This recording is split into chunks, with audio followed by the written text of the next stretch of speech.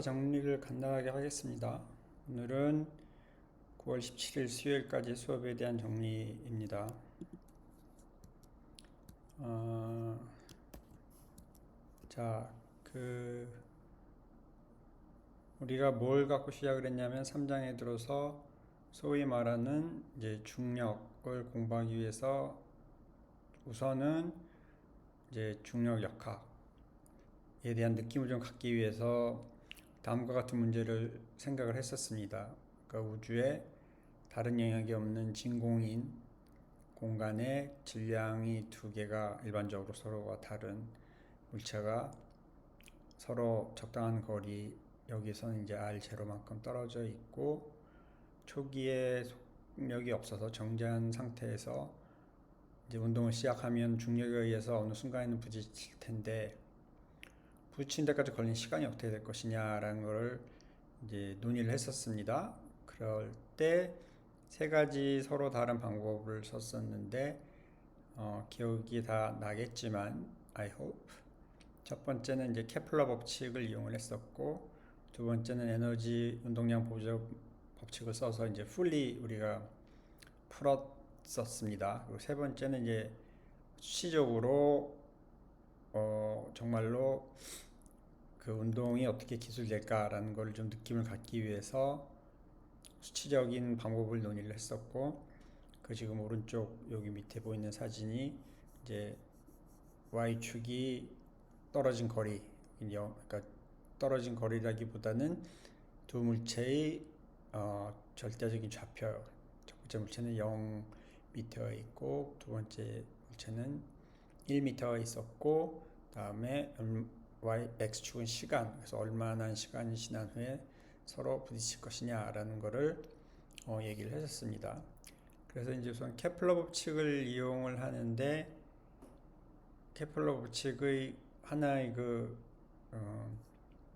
극단적인 경우, 즉 이 타원 궤도가 완전히 찌그러져서 직선처럼 되는 그 극한을 생각을 해서 우리가 알고 있는 이걸 우리나라 말로 장반경의 3승 나누기 주기의 제곱은 상수다라는 케플러의 법칙을 이용을 해서 적절한 수를 집어넣어주면 우리가 구하고자 하는 시간은 주기의 반이 돼서 이러한 파라미터들로 나타낸다 라고 하면서 제가 수업 시간에 이게 약간 속임수, 꼼수라고 말씀을 드렸습니다만 사실은 미리 말하면 우리가 일반적으로 역학 시간에 계산했던 일반적인 타원 궤도에서 그 극한적인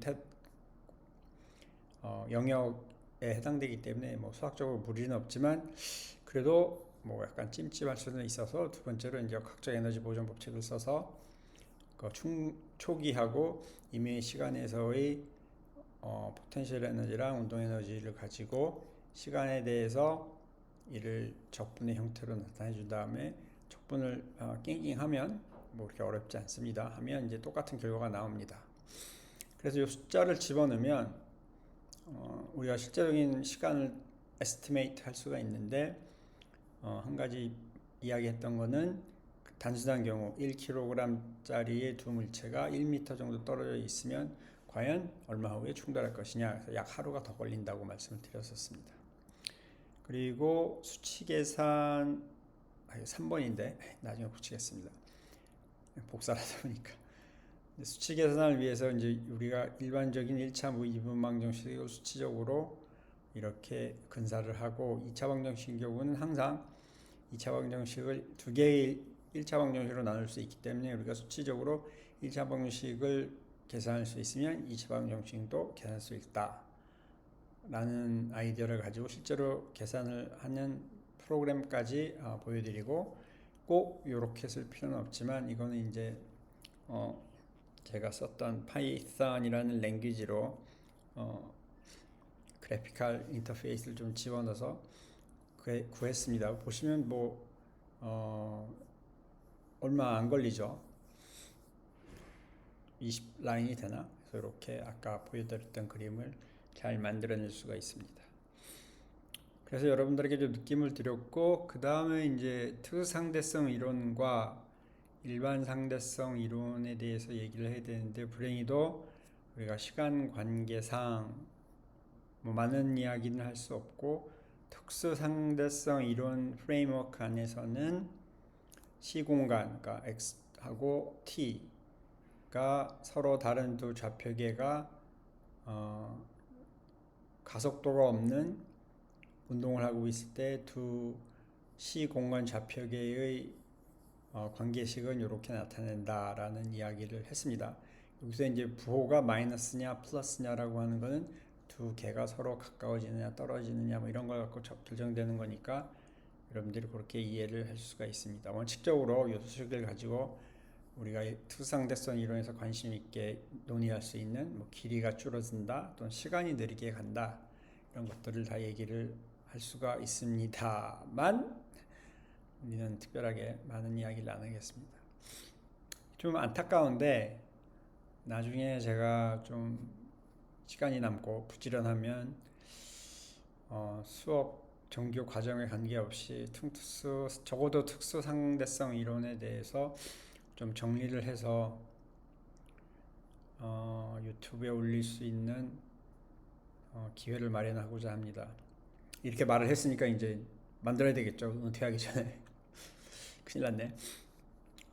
그 다음에 얘기했던 거는 이제 아인슈타인의 소위 말하는 여기서 이제 일반적인 방법이라고 얘기를 했지만 사실은 이제 일반 상대론을 이야기를 해야 되는데 그거는 훨씬 더 어렵습니다.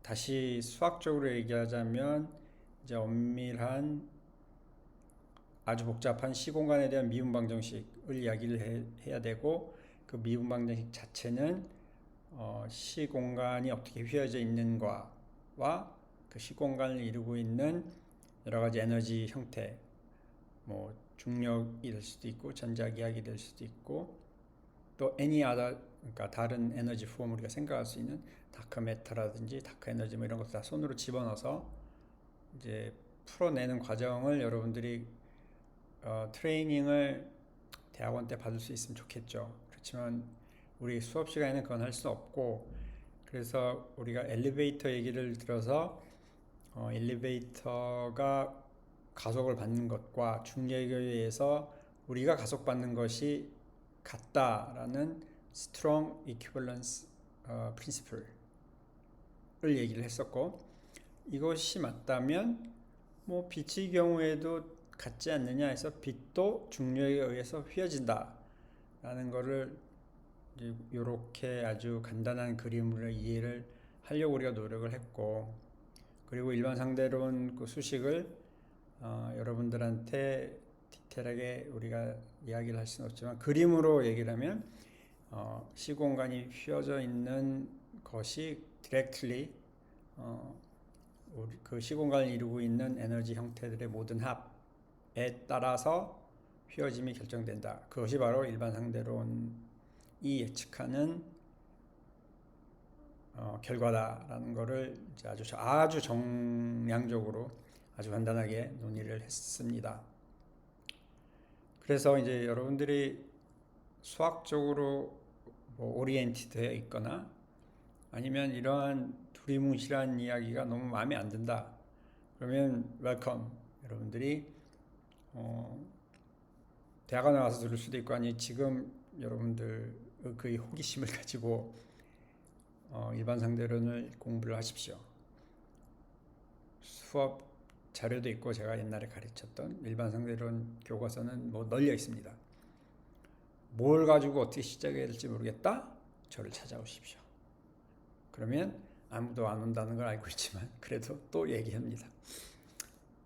자, 그래서 오늘은 여기까지 이렇게 간단하게 정리를 해서 셋째 주 수업에 대한 정리를 마치고 싶습니다. 감사합니다.